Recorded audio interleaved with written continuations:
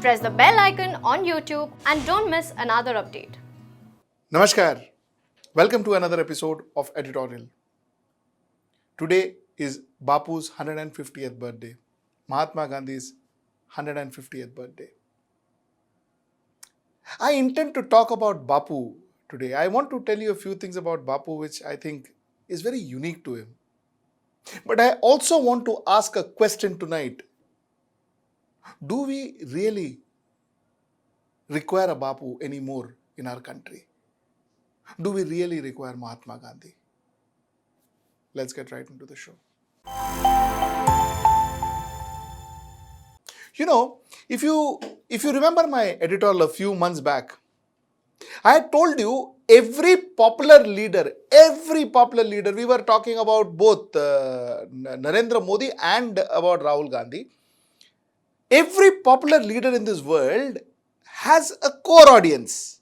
Then they have a centrix audience. And then they have the area of indifference curve. This is how any leader in this world works. You know, Gandhiji never had a core audience. Gandhiji never had core audience because almost the entire country was his core audience. The entire country was his fan. And that's the uniqueness about Gandhiji. And I think a lot of marketing people who must be seeing this must be actually wondering, how could this even happen? A brand was launched in a market without a core audience. Everybody loved Gandhiji. No matter what religion you come from, no matter what caste you come from, no matter what social stature you come from, no matter what gender you come from, you loved Gandhiji. And therefore, Gandhiji never had a core audience or a centrix audience or an area of indifference curve. He was spread in totality. That was a very unique thing about Gandhiji. And the another thing about Gandhiji that one should be talking now, especially now, is the way Gandhiji took criticisms. The way Gandhi faced his opposition. In fact, Gandhiji celebrated his opposition. There are times when Gandhiji himself printed things about him, things against him in his own publications. He himself spoke to people about what others told about him, and he wanted to kind of put this up to people, saying that, look, there is another way, there's another thought.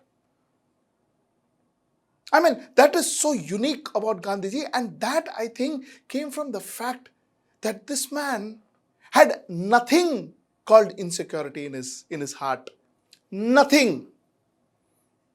There was no insecurity in Gandhiji.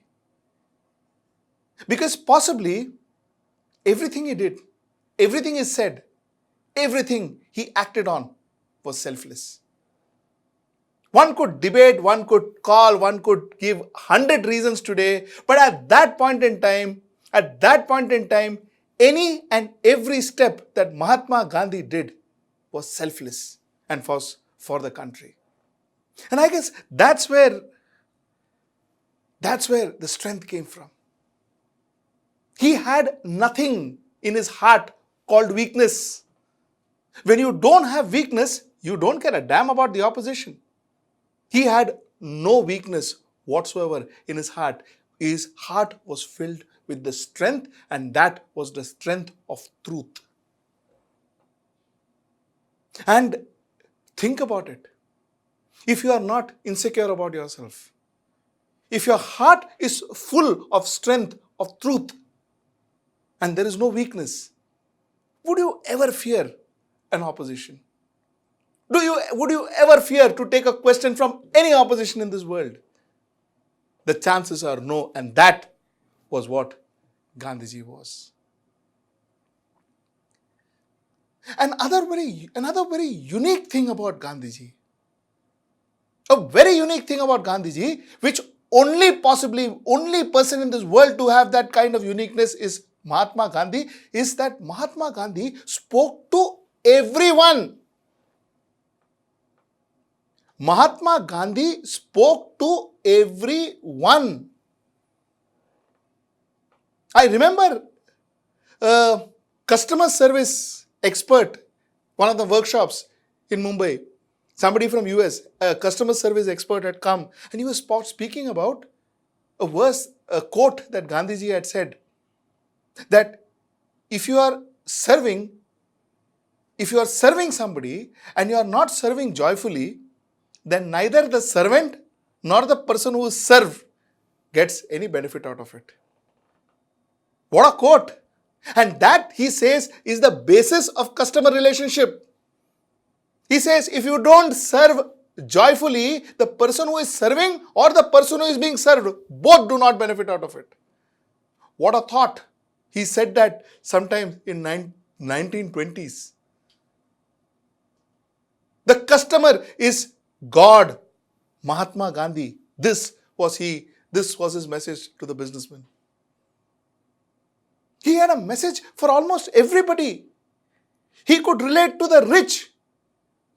If Jamnalal Bajaj started this organization and the organization that he has, if Bajaj is thanks to this one man, he brought about these two friends called Jamnalal Bajaj and Naval Mal Firodia and started this company called Jai Hind Industries. It was Gandhiji's vision. And that's the Force Motors and the Bajaj that you see today. He had connect with the richest of people and he had connect with the lowest common denominator. The lowest common denominator in this world he could relate to. Tell me which other person could relate at this range? That was Mahatma Gandhi. Mahatma Gandhi spoke about women. One of the most powerful statements that he made then, and it is so relevant now, is Mahatma Gandhi said, of all the evils for which men made himself responsible, none is so degrading, so shocking, or so brutal as his abuse of women. How relevant it is in today's world. Mahatma Gandhi said that in 1920s, 1915. You know, Mahatma Gandhi possibly was the most confident person on planet Earth. Most confident person on planet Earth. And I will tell you why. You know, any other leader today, when they go to meet the President of United States or some very powerful leaders, there is an entourage. Events happen. The best of designers go and design their clothes. Bapu walked in, met the Queen of England, Queen Elizabeth, with a small little dhoti wrapped around him. That's all that he had. Just a small dhoti, barely covering his essentials. What better way to describe, to show confidence, to emit confidence? You don't need to be dressed in fineries. You don't need to have events. You don't need to have 1 billion people calling out your name. If you have the confidence, you can walk up and meet anybody and negotiate anything with anybody. Gandhiji showed that.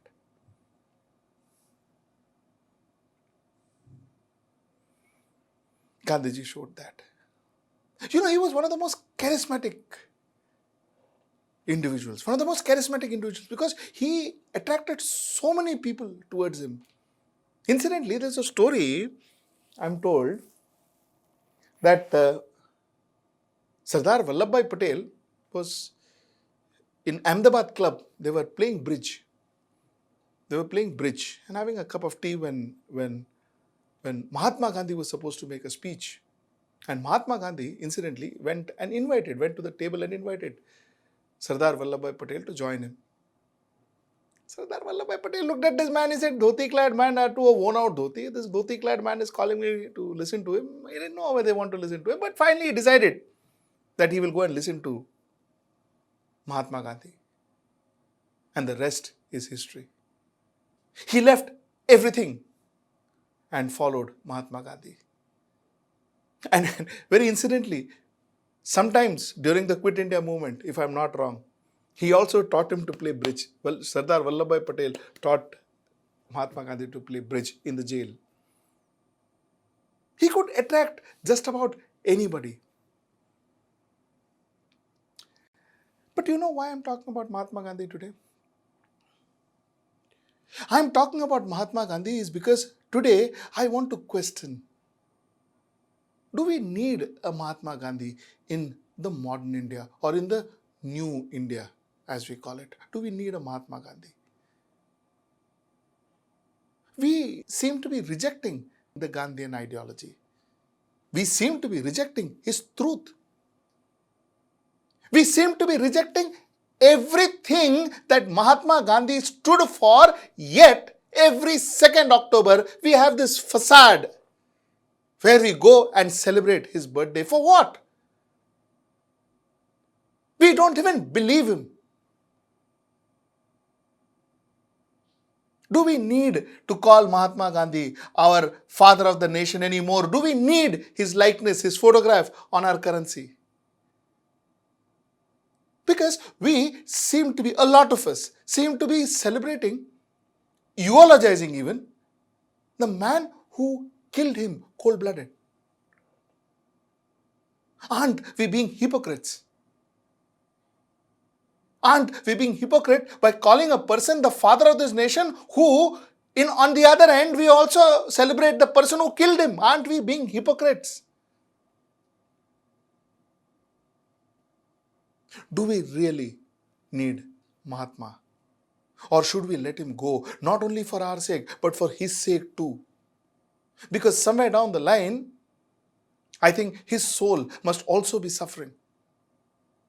For his sake too, should we let him go?